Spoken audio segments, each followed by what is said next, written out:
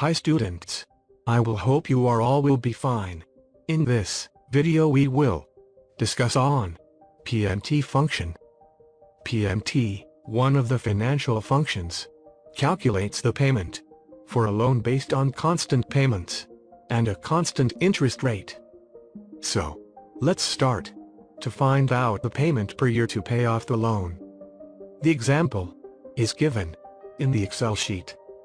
First of all, press is equal to in cell F3 and select PMT function from the drop-down list. After that, select D5. This is the interest rate. Then select D6. This shows the total number of payments for the loan taken after selection years. Select D4. This is the loan amount. So, the result will be negative 7,886.77. This is the yearly cash outflow required to realize 25,000 in 4 years. The formula syntax is given below.